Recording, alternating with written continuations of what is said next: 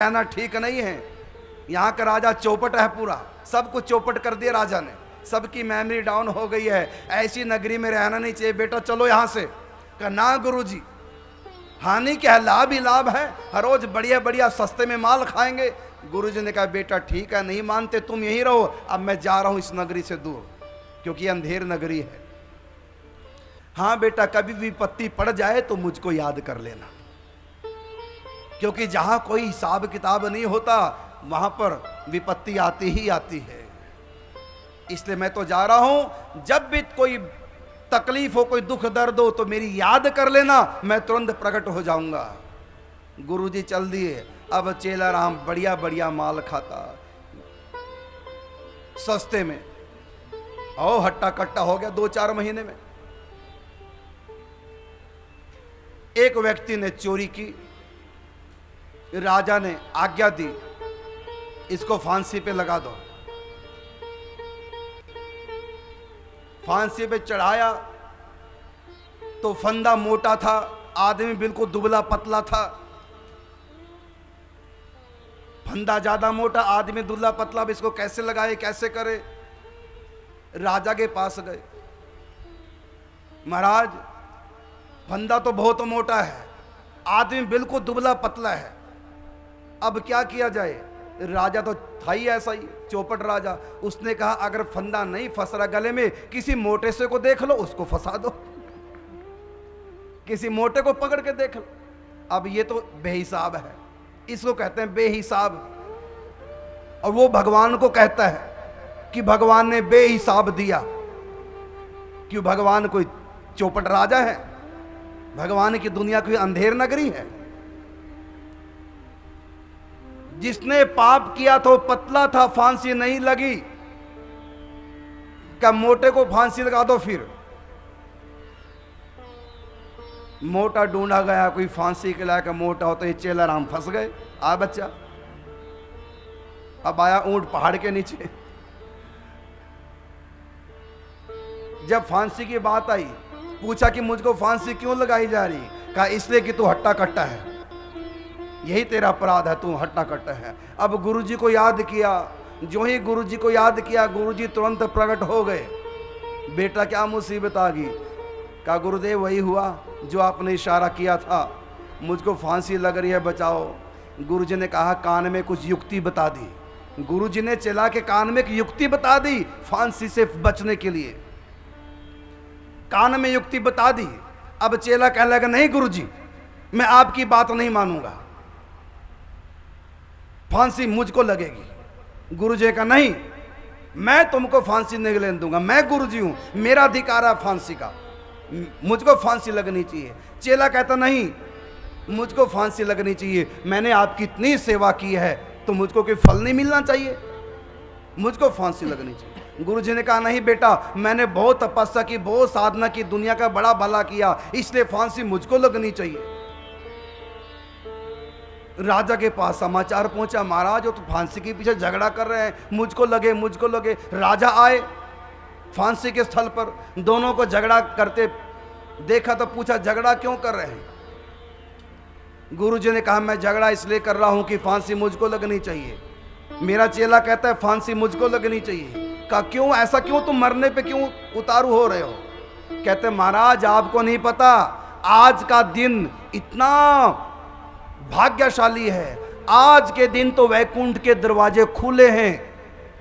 आज के दिन जो मरेगा, जिसको फांसी लगेगी, वो सीधा वैकुंठ जाएगा। इसलिए मैं संत कितने दिनों से तपस्या कर रहा हूं, तो मैं वैकुंठ जाना चाहता हूं। चेला कहता कि मैंने बहुत गुरु की सेवा की, मैं वैकुंठ जाना चाहता हूं, इसलिए ये मरने को तैयार, मैं भी मरने को तैयार। अब आप महाराज निर्णय करो, बड़ा मैं हूं, गुरु मैं हूं, भजन मैंने ज्यादा किया, इसलिए फांसी मुझको लगनी चाहिए। चेला ने कहा राजा के पांव पकड़ के, नहीं महाराज, मैंने अपने गुरुदेव भगवान की बहुत सेवा की है, इसलिए फांसी मुझको लगनी चाहिए, मैं वैकुंठ जाऊंगा। राजा ने कहा तुम दोनों को फांसी नहीं लगेगी, फांसी पे मैं चढ़ूंगा, मैं वैकुंठ जाऊंगा। राजा को फांसी पे चढ़ा दिया, हो गया गोविंदा है, किसको वैकुंठ जाना है। यह है बेहिसाब राजा, इसका कोई हिसाब नहीं है। तब से कहावत बनी है कि अंधेर नगरी का चौपट राजा, टका शेरबाजी टका शेर खाजा। मतलब जहां कोई हिसाब नहीं हो उसको, उसके लिए मुहावरा है। और लोगों ने भगवान के लिए मुहावरा फिट कर दिया कि भगवान ने मुझको बेहिसाब दिया है तो मैं माला गिन कर क्यों करूं, इसलिए मैंने माला छोड़ दी। उसकी ये पंक्ति ही बिल्कुल गलत है कि भगवान कोई हिसाब नहीं रखते, भगवान बेहिसाब देते हैं, ये उसने गलत लिखा है। और रही बात माला गिन के क्यों करूं, तो माला गिन के करनी चाहिए इसलिए कि कम ना हो। अगर आप नियम से माला करोगे, 64 माला का नियम लोगे और गिन के करोगे माला, नियम पूर्वक माला करोगे, तो आपके भजन में प्रतिदिन नया उत्साह बढ़ता चला जाएगा। और नियम जितना पुराना होता जाएगा, 10 साल 20 साल, जितना नियम पुराना होता जाएगा उतना ही नियम के प्रति आप आस्थावान, श्रद्धावान, निष्ठावान होते चले जाओगे। और एक दिन नाम जप करते करते अगर नियम नहीं टूटा, कहीं 12 साल तक कहीं तुम लोगों ने नियम निभा लिया, तो नियम इतना सिद्ध हो जाएगा, भले तुम्हारे प्राण क्यों ना छूट जाएं, तुम मरने की भी परवाह नहीं करोगे। तुमको केवल एक ही परवाह होगी कि मेरा नियम ना टूट जाए, कुछ भी हो जाए। फिर ये नियम टूट नहीं सकता। ऐसी स्थिति में 12 साल हो गए नियम करते करते, आज तक नियम नहीं तोड़ा, ऐसी स्थिति में तुम मूर्छित हो गए, ऑपरेशन हुआ, 24 घंटे तक बेहोश कर दिया डॉक्टर ने, तो उस दिन का नियम कैसे पूरा होगा। तो भगवान कहते हैं जो नियम पूर्वक नियम करते हैं, बिना नागा बिना नियम तोड़े, ये बराह पुराण में भगवान ने, बराह ने पृथ्वी माता से कहा, अगर किसी कारण से वो मूर्छित हो जाएं, उनके नाम का भजन मैं करता हूं और उनके खाते में लिख करके उनको मुक्त कर देता हूं, उनका नियम टूटने नहीं देता। जो नियम पूर्वक साधना करते हैं, नियम तोड़ने नहीं देते, बड़ी से बड़ी मुसीबत में, प्रतिकूल से प्रतिकूल परिस्थिति में भी जो नियम का निर्वाह 12 साल लगातार कर जाते हैं, उनका ये अंतिम जन्म होता है। मरते समय अगर वो मूर्छित भी हो गए, प्रभु का नाम नहीं ले सके, भगवान बराह ने पृथ्वी से कहा कि देवी मैं स्वयं उनकी जीभ पर बैठ करके नारायण नारायण नारायण करता हूं और उनके खाते में जमा कर देता हूं कि मरते समय मेरा नाम लेकर सिर छोड़ा है, इसलिए मेरे धाम में आते हैं। इसलिए मेरा भक्त जिसने 12 साल तक नाम जप का नियम निभाया, मरते समय उसके मुख से नाम निकले चाहे ना निकले, गारंटी भगवान की है। इसलिए नियम को तोड़ना नहीं चाहिए। नियम जितना बड़ा होता है और जितना अधिक समय तक किया जाता है, उतनी उसमें पावर बढ़ जाती है। नियमधारी जो नियम से युक्त है, नाम जप का जिसके पास नियम है, जो नियम से युक्त है, ऐसा व्यक्ति अगर मरने वाले के पास खड़ा हो जाए जाकर के, मरने वाला चाहे महापापी भी क्यों ना हो, यमदूतों के दर्शन नहीं कर सकता हो, उसको यमदूत दिख नहीं सकते, दूर से ही यमदूत हाथ जोड़ के चले जाते हैं। क्यों? इस महापापी के पास नाम से युक्त, नियम से युक्त एक व्यक्ति खड़ा हुआ है, हम वहां नहीं जा सकते, इसलिए उसको धर्मदूत ले जाएंगे, यमदूत नहीं ले जाते। यहां तक लिखा हुआ है शास्त्रों में, पापी का की अग्नि संस्कार हो रहा है, पापी का अग्नि संस्कार हो रहा है, यमदूत उसके सूक्ष्म देह को निकाल करके नरक की तरफ ले जा रहे हैं।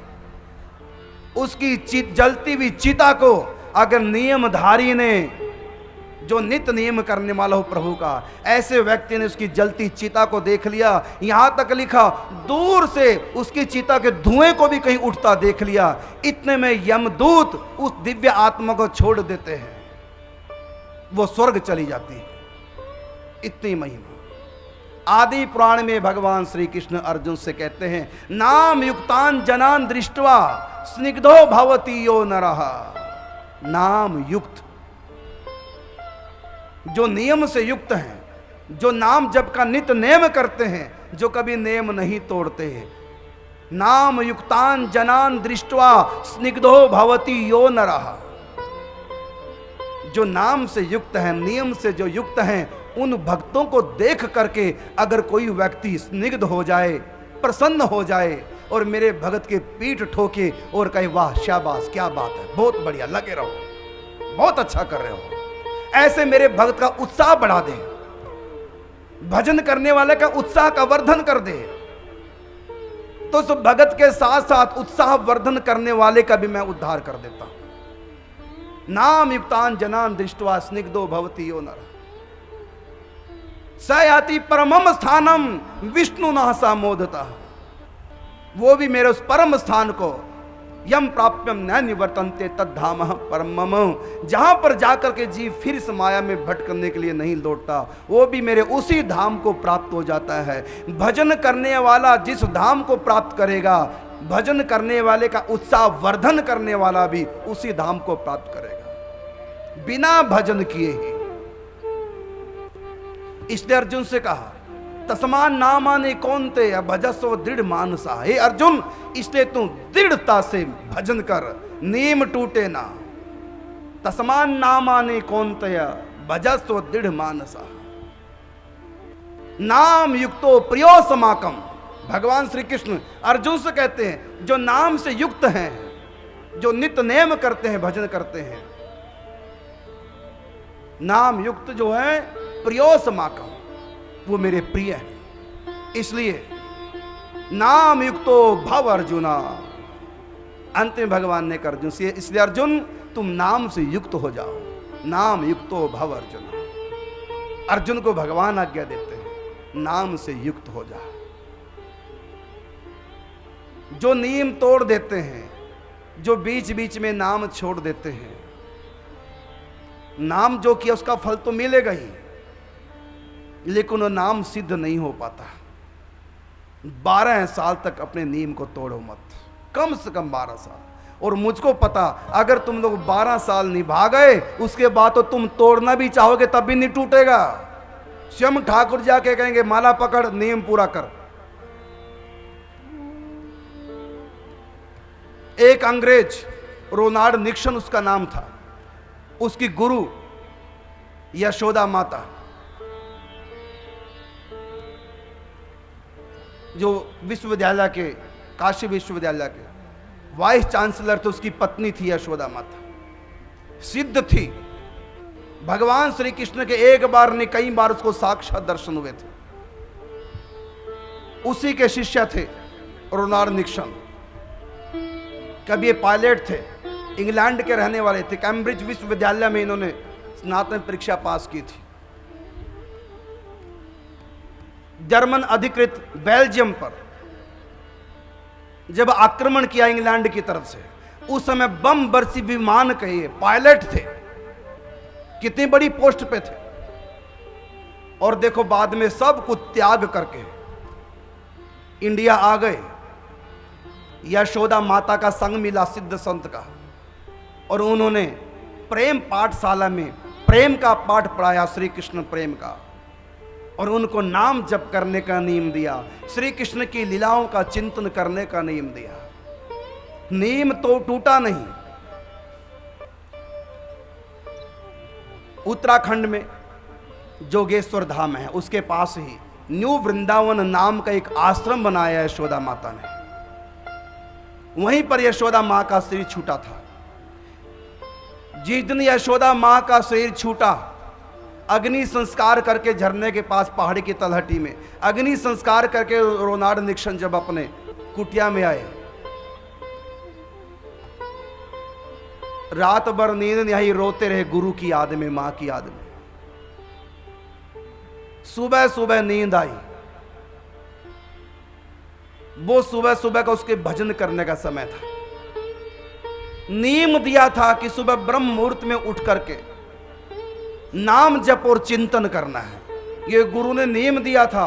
और नियम करते करते 12 से भी अधिक वर्ष बीत चुके थे। ब्रह्म मुहूर्त में उठ करके भगवान श्री कृष्ण का वो अंग्रेज चिंतन करता था, नाम जप करते हुए। 12 साल से भी अधिक हो गए थे नियम करते करते, लेकिन आज उसका नियम टूट रहा है, क्योंकि रात भर सोया नहीं था, अपने गुरु मां की याद करता रहा, रोता रहा। क्योंकि उसी दिन में संस्कार हुआ था गुरु मां का। इसलिए सुबह सुबह नींद आ गई, नीम टूटने की नौबत आ गई। स्वयं भगवान यशोदा माता के स्वर में, उनके गुरु के स्वर में, उन्हीं की आवाज में बोले। गुरु माता उनको प्रेम से गोपाल कहती थी। गुरु मां की आवाज सुनाई दी, जो स्वयं भगवान गुरु मां की आवाज में बोले, अरे गोपाल आज का नियम नहीं करना क्या? उठा दिया भगवान ने, हाथ जोड़े, उठ करके रोने लगा, मां मुझको आप बुला लो, अब मैं यहां रहना नहीं चाहता, आपके बिना मैं कैसे रह पाऊंगा, मुझको अपने पास बुला लो। वो मां तो थी नहीं, वो तो सिम ठाकुर जी थे जो गुरु की वाणी में बोल रहे थे। तो यशोदा का रोल करते हुए सिम ठाकुर जी बोले, गोपाल अभी समय नहीं आया है, तुमको मेरी खुशी के लिए जीना पड़ेगा। गोपाल ने रोते हुए कहा, उस रुनाड़ निक्षण अंग्रेज ने रोते हुए यशोदा मां का भाव कर रहे हैं कि मां आप मुझको दर्शन क्यों नहीं दे रही है? वो तो भगवान थे ना। तो भगवान बोले मां के आवाज में कि बेटा अभी मेरे मिलन का समय नहीं आया है, मेरी खुशी के लिए तुमको रहना पड़ेगा, मैं मिलूंगी तुमको एक दिन जब समय आएगा, अभी तुम भक्ति का प्रचार करो। देखो नीम भगवान ने तोड़ने नहीं दिया, क्योंकि 12 साल से अधिक उसका नीम पुराना हो चुका था। उस दिन उसका नीम टूट रहा था, इसलिए भगवान ने गुरु की आवाज में उसको जगाया और नीम के लिए प्रेरित किया। इसलिए अपना नीम टूटने ना पाए। मैं बहुत जोर लगाता हूं इस बात पे, नियम तो सब करते हैं लेकिन दृढ़ता से नहीं करते। इसलिए भगवान ने कहा दृढ़ मानसा, दृढ़ मन से भजन में दृढ़ता आनी चाहिए। पंचम भजन सो वेद प्रकाशा, मंत्र जाप मम दृढ़ विश्वास। नाम जप में दृढ़ता होनी चाहिए। सब छूटे तो छूटे लेकिन नियम न टूटे।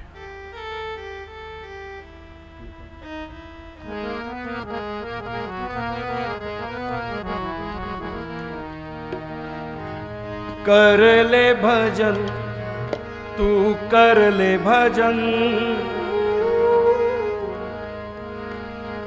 कर ले भजन तू, कर ले भजन।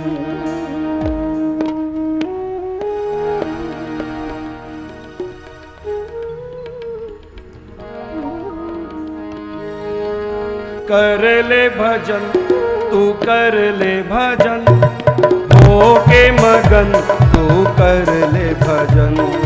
कर ले भजन तू, कर ले भजन, हो के मगन तू कर ले भजन। करके यतन जपोना, नियम न टूटे चाहे सब छूटे। नियम न टूटे चाहे सब छूटे। नियम न टूटे चाहे सब छूटे। नियम न टूटे चाहे सब छूटे। बिगड़े बनेंगे सब काम, जपो नाम नाम नाम नाम। कर ले भजन तू, कर ले भजन, हो के मगन तू कर ले भजन। करके यतन जपो नाम।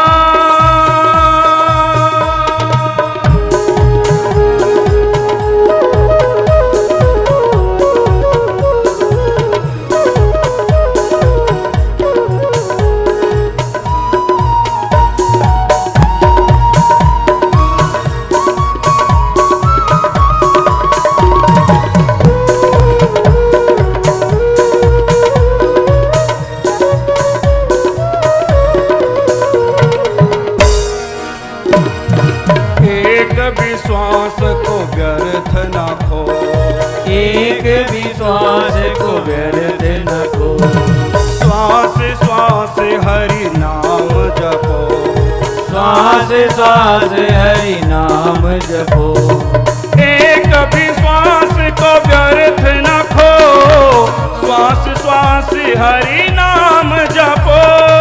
एक विश्वास को व्यर्थ न खो, श्वास श्वास हरि नाम जपो। श्वासों के मन के जप ले यतन से, श्वासों के मन के जप ले यतन से। कर ले भजन आठों यार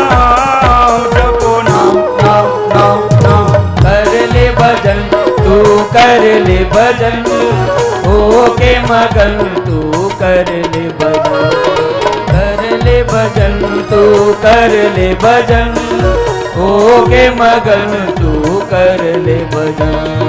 करके यतन जपो नाम,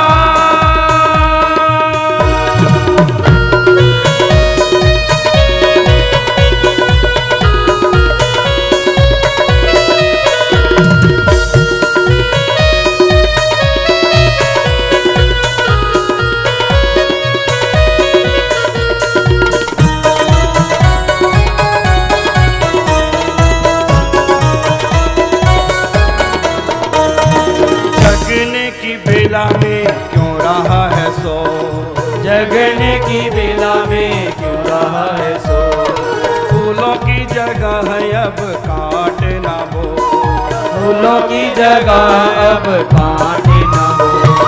जगने की बेला में क्यों रहा है सो, फूलों की जगह अब काटे ना हो। जगने की बेला में क्यों रहा है सो, फूलों की जगह अब काटे ना हो। दुनिया से जाएगा फिर पछताएगा, दुनिया से जाएगा फिर पछताएगा। माया का ना बन तू गुलाम, जपो नाम नाम नाम नाम, कर ले भजन तू कर ले भजन, हो के मगन तू कर ले भजन, कर ले भजन तू कर ले भजन, हो के मगन तू कर ले भजन। करके यतन जपो नाम।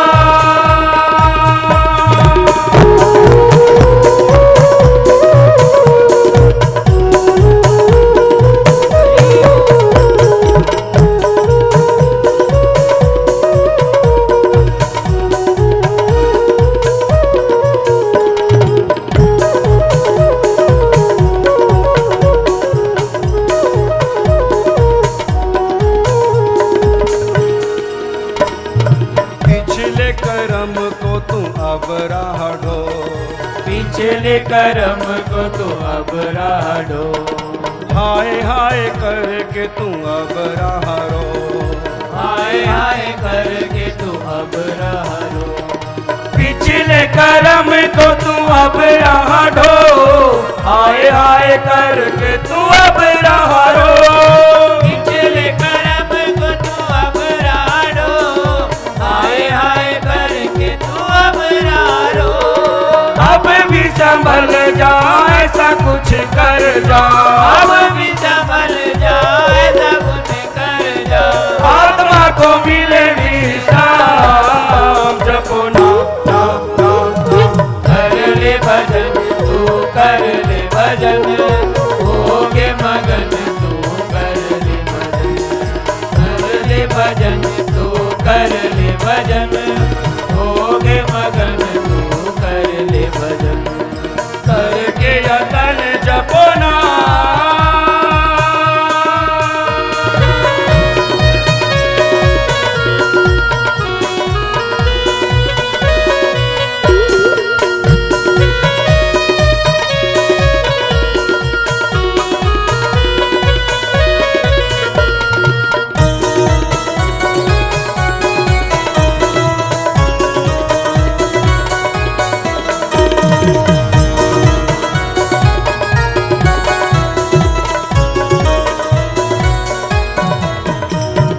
दीन दुखियों को खुशियाँ दो, दीन दुखियों को खुशियाँ दो, हरि का समझ कर चल सबको, हरि का समझ कर चल सबको। दीन दुखियों को खुशियाँ दो, हरि का समझ कर चल सबको। दीन दुखियों को खुशियाँ दो, हरि का समझ कर चल सबको। सबके अंदर है श्याम सुंदर, सबके अंदर है श्याम सुंदर, सबको तू कर ले प्रणाम, जपो नाम नाम नाम नाम। कर ले भजन तू कर ले भजन, होगे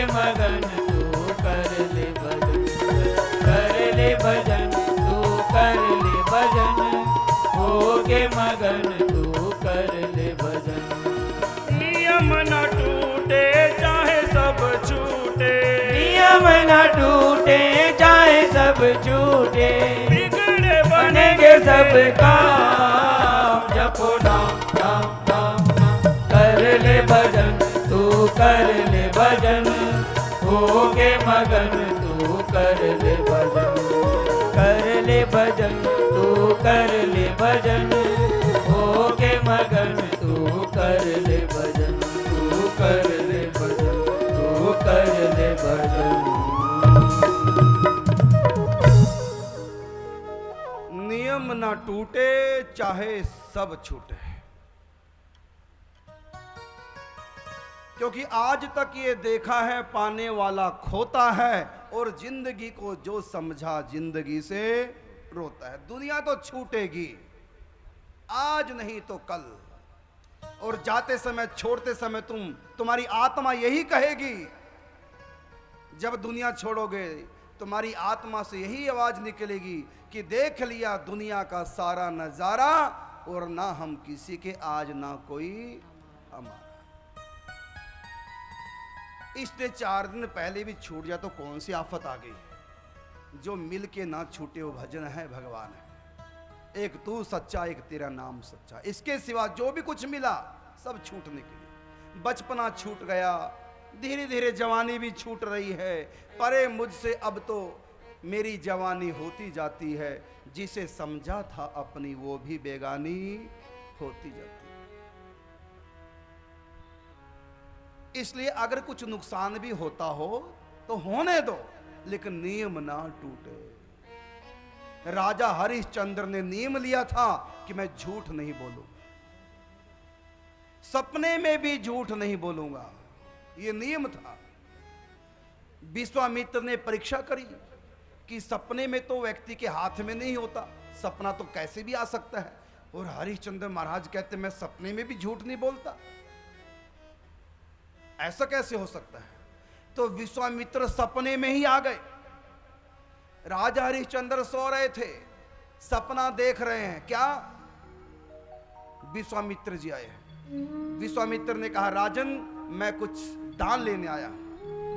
महाराज जो चाहो सो लीजिए। क्या चाहिए? कहा मुझको चाहिए आपकी अयोध्या, आपका संपूर्ण राज्य। आज से मैं यहां का राजा हूं। महाराज दिया दिया दिया, आंख खुल गई।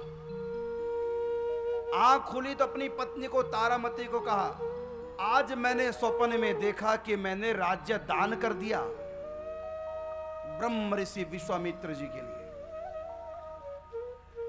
अभी राज्य हमारा नहीं रहा, ये विश्वामित्र जी का है। तारामती ने कहा महाराज ये तो सपने की बात है। कहा नहीं, मेरी प्रतिज्ञा है, मेरा नियम है कि सपने में भी झूठ नहीं बोलूंगा। विश्वामित्र जी आ गए इतने में।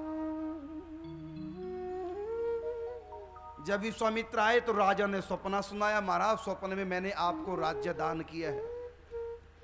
विश्वामित्र ने कहा ठीक है आपने राज्य दान कर दिया, मेरा राज्य हो गया, लेकिन दान तब तक फलित नहीं होता जब तक दक्षिणा नहीं दी जाती। दान के साथ में दक्षिणा बहुत जरूरी है। जैसे हमारे यहाँ 101 रुपया दान करते हैं, 501 रुपया दान करते हैं, इसका मतलब क्या हुआ? 100 रुपये दान, 1 रुपया दक्षिणा। दान भगवान का स्वरूप है और दक्षिणा भगवती का स्वरूप है। दान अगर विष्णु है तो दक्षिणा लक्ष्मी का स्वरूप है। दक्षिणा के बिना दान फलित तो नहीं होता। हम कन्या का दान करते हैं और साथ में दक्षिणा भी देते हैं, जिसको तुम लोग दहेज बोलते हो। दहेज मांगने की वस्तु नहीं होती, दक्षिणा मांगने की वस्तु नहीं होती। ये तो जितनी इसकी श्रद्धा अपनी श्रद्धा से देते हैं। 500 रुपए दान करते हम, साथ में 1 रुपया जरूर लगाते हैं। 501 रुपए का दान। 1100 रुपए दान करते हैं, 1000 रुपए का दान, 200 रुपए दक्षिणा। गाय दान करते हैं, साथ में दक्षिणा भी देते हैं। ब्राह्मण को भोजन दान करते हैं, अन्न दान करते हैं, भोजन कराते हैं, साथ में दक्षिणा भी देते हैं। बिना दक्षिणा के दान फलित नहीं होता। तो विश्वामित्र ने राजा हरिश्चंद्र से कहा कि आपने दान तो कर दिया पूरी अयोध्या का, लेकिन ये दान फलित नहीं होगा जब तक आप दक्षिणा नहीं देंगे। अब आप दक्षिणा दो। राजा ने अपने कोषाध्यक्ष को बुलाया, कहा कि गुरुदेव जितनी भी दक्षिणा मांगते हैं कोष से निकाल करके गुरुदेव को दक्षिणा दी जाए। विश्वामित्र